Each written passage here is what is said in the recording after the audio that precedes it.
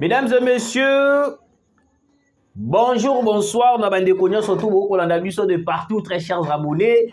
Toye lisusu na nouvelle moko et ningi singa nzoto malili, pesinga nzoto na kokite bandeko nanga na kokite. De l'autre côté, l'Ouganda et le Rwanda, babembali na États-Unis d'Amérique. Balobi États-Unis, comment est-ce que yé États-Unis akoki ko convaincre Tshisekedi te pour ko négocier plan stratégique na bango o ba élaboraki depuis kala. Oh, ngala vandi na lobi non, c'est que makambango est commis sérieux. C'est que makambango est commis sérieux. Comment est-ce que aujourd'hui un complot qui se crée contre la République démocratique du Congo et puis bato ba komi ko faire voir en gros à la face du monde sans pourtant ya kobanga ta kobanga ba kobanga lisusu te. Donc le rôle a plan na bango eko simba te ba kobanga lisusu te. Ils n'ont peur de rien. Ba komi ko dévoiler même ba plan stratégique na bango, le roi ba mo nezo simba te ba komi ko loba yango polele. Kenon te plan na biso to salaki, comment est-ce que les États-Unis n'arrivent pas ya ko convaincre boye. Moi je me suis dit kenon te awa c'est que makambo eza mabi makati. De l'autre côté, Emmanuel Macron na mushikiabo. Basalaki plan, balobaki ndenge ba invité Tshisekedi. Soki Tshisekedi aye, ils vont parler avec Tshisekedi sur ce na réunion moko à huis clos. Na kata réunion à huis clos, ils vont demander et puis ils vont supplier Tshisekedi de signer un accord avec les M23. Na kata wana lobi que non avantage à Tshisekedi des ali makasi. Na même ceux qui vont comprendre. Tshisekedi a refusé catégoriquement. Oui, Tshisekedi a boyi yango. Le président a refusé. Le président lobi venant non n'a prêté ou soit précoute non. Na non langage. Le président lobi je ne veux pas ou soit je ne vendrai jamais ou soit je ne céderai pas à la balkanisation de mon pays. Yo o finga Tshisekedi dozo comprendre tozo yebate politique ndenge ezo kende. Tshisekedi azo coincer mindele, Macron azo fuka mela Tshisekedi, mushiko yabo azo sala plan mais ezo simbati. Mbote na ngala balandi nyonso tu bozaki ebele ya kolanda biso, bo continuer bo partager, bo liker l'émission na biso et kozala vraiment trop bien. Tout d'abord na pesi mbote na ngana na maman présidente Pauline Lumumba o azolanda biso depuis quelque part. Et puis na balandi nyonso tu ya ba chaîne na biso o bozala ebele. Boyo ka la nouvelle vient de tomber. Le général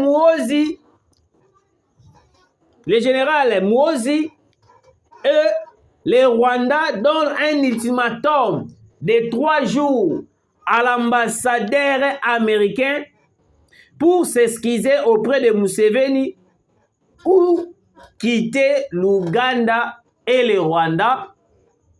Bazui basuki wana. Parce qu'on habite lokola ezali presse écrite. Na kota na lugana yeba nini vraiment etini bango basilika makasi bwe. Na koti na yo kotanga nyonso tout, j'ai compris que non.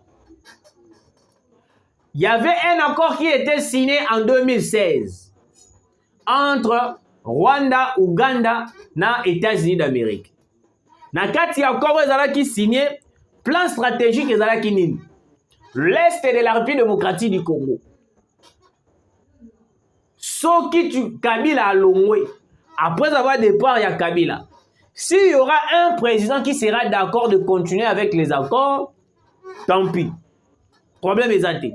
Mais Soki président moko à Koti, il arrive que il bloque l'avancement de l'accord signé avec le M23, alors nous allons faire ceci, cela, boye ba planifier nyonso tout na kati ya agenda na bango. Sikoyo l'Ouganda na Rwanda bakomi kota américain pression balobi non bino toyokanaki boye te toyokanaki na bino que non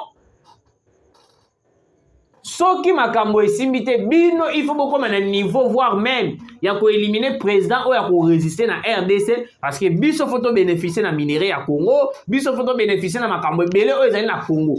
Parce que comment est-ce que vous n'arrivez pas à convaincre Tshisekedi de signer un accord? L'ambassadeur américain accrédité na Ouganda, il a manqué du respect ya Museveni. Ne na kati wana ya contexte ya ma contrat na bango, babimisi yango balingi ba masquer yango balobi ke no te bazo a s'excuser, soka s'excuser te ou soit azo longwa Ouganda. Moi je me suis dit ceci. Quand ces gens-là planifier un complot contre la République démocratique du Congo, pourquoi est-ce que biso peut donner ça la comploter contre bango? Parce que là que comme Saranga ils allaient que non, on est un pays souverain. On a 1000 droits de dire aux Congolais que non, Tossi Manamaboko, on a Maboko pour attaquer les gens là qui cherchent à tout prix à déstabiliser la République démocratique du Congo. Comment est-ce que nous croisons le bras, regardons tout ce qui se fait à l'est de la République démocratique du Congo, alors que nous savons très bien que non, c'est la communauté internationale. Mais voyons, très chers Congolais, qui ne sait pas qu'aujourd'hui, c'est la communauté internationale. Le numéro 1, c'est les États-Unis d'Amérique, qui est à la base de tout ce qui se fait à l'est de la République. Mais oui, compromis et simité d'accord Basalaki Bango, Rwanda, na Ouganda. Ils ont commencé à se bousculer avec les États-Unis d'Amérique. Parce que la minute où la diplomatie, la politique de Tshisekedi est fou comme ici même Macron. Et fou comme ici Macron. Macron comme il même Tshisekedi que non, ba solo la, taba solo la. Baye ba ndenge ni bakoyi ko mema makambo ya RDC. Tshisekedi a boycotté catégoriquement. Tshisekedi a boycotté catégoriquement. Tu vois comment Joe Biden. Joe Biden a lobby parce qu'en novembre, Joe Biden a rodé en Luanda. Certaines personnes vont désorienter information. Oh, Joe Biden a dit qu'il y a un pétrole dans Luanda. Joe Biden a dit qu'il y a Luanda pour finaliser tous les complots contre la République qui se fait à Luanda avec Joao Lourenço. Ce qui va informer Bino. Oui. Joe Biden a voyage pour le pétrole. Joe Biden a voyage pour le Afrique. Mais Joe Biden a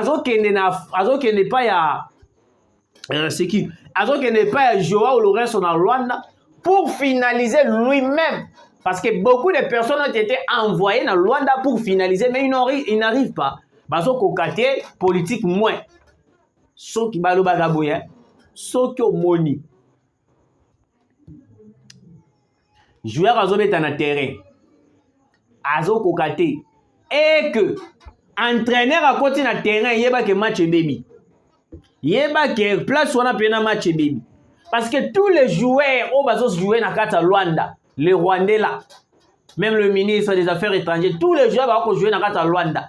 Ba petit joueur, ba ko kokati. Parce qu'il a fallu la présence d'un grand joueur qui connaît mieux la politique. Politique Yamakila, qui est Joe Biden. D'aller lui-même se présenter dans Rwanda pour finaliser tout le plan stratégique contre Tshisekedi.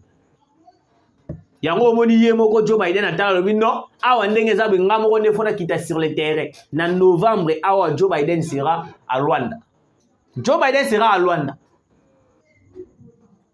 Bato musu balobi ote.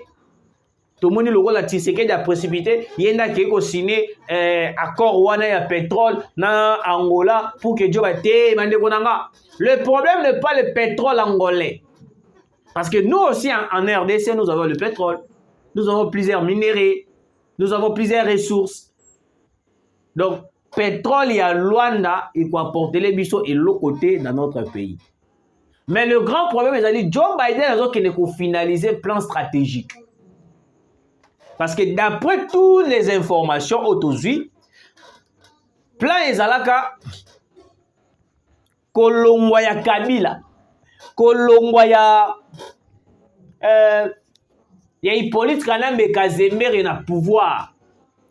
Il faut, et obligatoire, il faut tout le M23 qui était qui avait infiltré le FARDC. Il faut maintenant tendre na est, bazo ba portion na sous ba annexer yango. Na zoni sima mukie. Na moni tweet moko ya M23 mo alobi que non.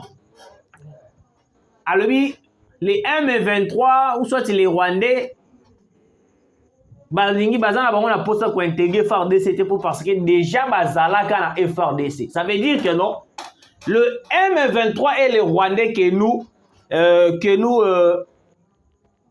nous parlons aujourd'hui, bazalaka déjà depuis Kalanakati ya armée congolaise avec l'accord direct de Hippolyte Kanambe Kazemire et Kabila. Kabila a facilité que ba M23 ba Rwandais ba infiltrer armée na biso. Moto ya mandef. Il avait tout fait pour que les Rwandais, le M23 puisse infiltrer l'armée congolaise, le FARDC. Yango moni M23 na minute bazo sengate ba kota na FARDC mais bazo senga bazonga na FARDC. Au moins une différence.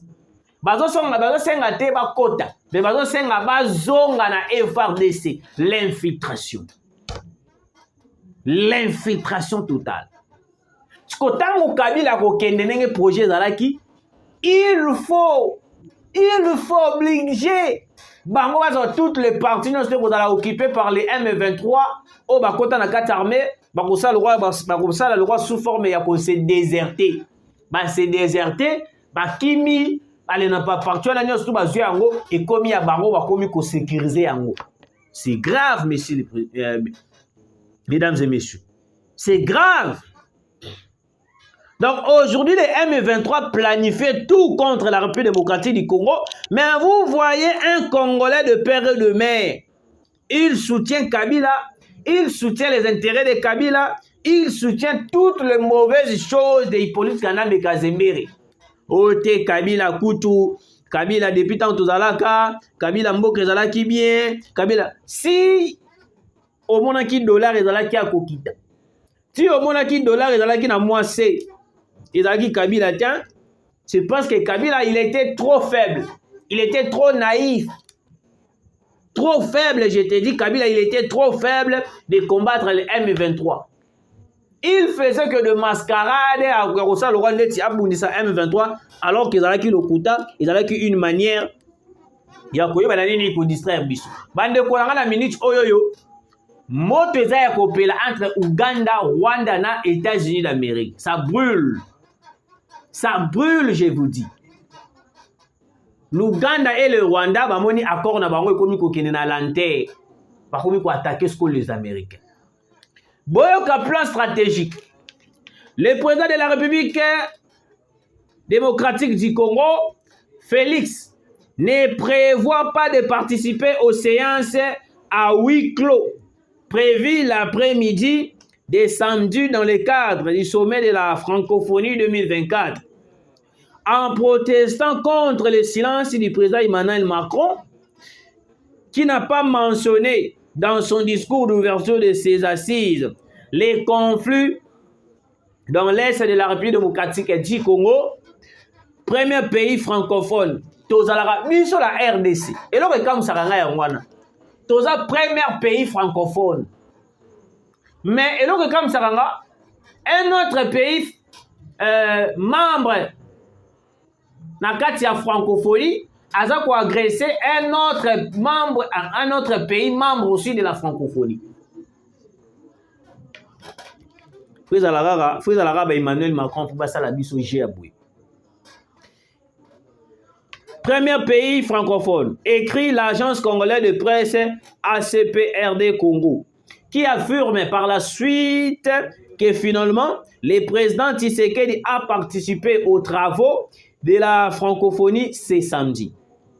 Dans son discours d'ouverture, Emmanuel Macron a choisi de s'atteler sur la crise au Moyen-Orient, ignorant complètement la situation qui prévoit dans la région des Grands Lacs, en particulier dans l'est de la République démocratique du Congo. Selon le journaliste Sonia Roley, la France espérait une rencontre et Congolaises ont décliné cette proposition.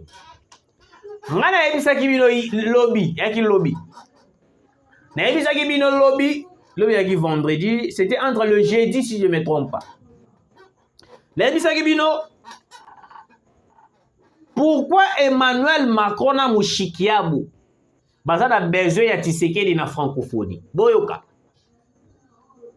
Bazalaki na besoin de Tshisekedi na francophonie, pourquoi? C'était prévu que Tshisekedi, Paul Kagame, na Emmanuel Macron, et puis na mini enregistré na bango Mouchikiabou. Ba vanda tout au même une table, ba solo là. Parce que tango ba solo là, il y aura des photographes qui vont prendre des photos pour dire que non, la diplomatie de Tshisekedi est fragile. Macron voulait faire rencontrer Tshisekedi, Paul Kagame et Tshisekedi pour que solo là, pour que se mettre d'accord de signer un accord avec le M23. Parce que l'Occident aujourd'hui, basant en défaillance, ils ont perdu de valeur. Souci na bango ezali minéré ekotaka normal, minéré ekotaka na ba problème ité. Yango moni un député de l'Union européenne lobaki. Bolobaki na biso minéré congolais et plutôt l'accord que vous avez signé parce que l'Union européenne avait signé un accord avec le Rwanda d'exportation de minéraux. Mais on avait constaté que non, plus de 90% des minéraux exportés par le Rwanda, ce sont les minéraux congolais, les minéraux du sang. Mais malgré tout, vous avez fait cette déclaration en disant que non, ce sont les minéraux congolais. Alors, quelle était la solution que vous avez prise?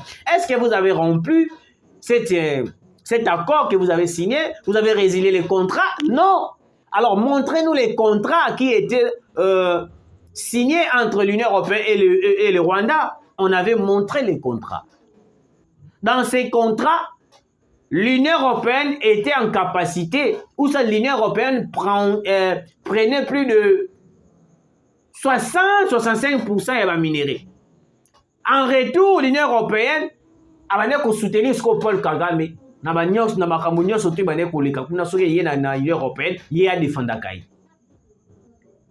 est-ce que vous comprenez? Donc l'Union européenne défend les intérêts sanguinaires, les intérêts de viol, tout, il y a Paul Kagame. Pourquoi? Parce qu'il va couper sa caïba minérée. Donc aujourd'hui, la RDC, il est abandonné par son propre sort. La communauté internationale ne vise qu'à neutraliser Tshisekedi, éliminer Tshisekedi pour que Bango Baïba Dondo Nambo Kanabiso. Tango bako éliminer Tshisekedi, bako zong c'est la biso Kabila. Ote président ya transition ame mabiso kaka ti makamono se kosila tolingi yango te na kati ya réunion na ya huis clos Tshisekedi aboyi alobi te jamais nakoki ko participer na plan wana la réunion ya huis clos avec Paul Kagame ni au moins avec Macron parce que je ne veux pas céder mon pays entre les mains des occidentaux. Parce que l'Occident cherche à tout prix. Pour que le Congo ait la balkanisé. Pour que le Congo ait la miso. C'est grave, Konanga. C'est tellement grave. Goma. Devant la ministre des Affaires sociales, la population dit être prête à ouvrir la route. Sake Chacha, Bweremana, Minova, coupé depuis l'occupation du village de Chacha par le M23 au cas où l'armée congolaise ne voudra pas ouvrir cette route de gré ou de force. Cette route de Sake Minova reliait la province du Nord Kivu à sa sœur du Sud Kivu et servait d'évacuation de produits vivriers. Bande Konangaï, Congolais de père et de mère, je sais que vous êtes très nombreux en train de nous suivre. Na lingina lo babu yavana si ces missions Kofongola Routouana et dans ma bête bande Konanga, mais nous craignons que non une possible attaque et balançou comme sous na Nord Kivu topé na Sud Kivu. Parce que le M23 en ce moment, bazo renforcer ma position na bango. bazo renforcer ma position na bango. Souci na bango e komi na minute oyo alors ba attaquer directement la RDC, ba encercler yango, bazo espace nyonso tout wana, ba annexer yango e koma na Rwanda. Alors soki bofongoli nzela wana, ezali une manière de faciliter aussi les M23 de venir attaquer les positions oyo na minute oyo ezali sécurisé par le FRDC le Wazalendo. On doit faire attention bandeko na ngai. On ne doit pas agir dans la colère. Laissons le gouvernement congolais agir. L'armée FRDC nga na proposé solution moko boy. Ata soki moko boy na bino ngai. Parce que beaucoup de propositions tout ça là tout le monde a non bayo kakabiso mais aime sous basel en rabango en côté. Alors moi je propose ceci. Na minute yo ekozala malamu. Na minute yo ekozala malamu soki tomatisi ba Sukhoi na biso ba drone militaire to bandi ko attaquer toutes les positions il y a M23 parce que la population souffre. On ne doit pas continuer à fermer banzela oyo izo sala bango ba trafic ya kosomba biloko ya kosala nini alors que ba frontière eza nango ya kofungwa. Ça n'a pas d'importance. Et il faut to hausser les tons, to kangande ba frontière. Merci Nabino Bolanda Kibiso Bozala qui est belé, vous continuez à s'abonner. Et Zangaï Abino Mwana Mboka Arabi Matondo. Yaki Kopé Sabino cette information pour vous informer comment est-ce que l'Ouganda, le Rwanda, Bakomi Kobe Banadina des États-Unis. Et puis de l'autre côté, le président de la République a refusé la réunion à huis clos où Emmanuel Macron a préparé qui plan naïe. Et si mité Tshisekedi a boycotté, Nzambe Azala Nabino Apambola Bino, Tokutani Mbalasi.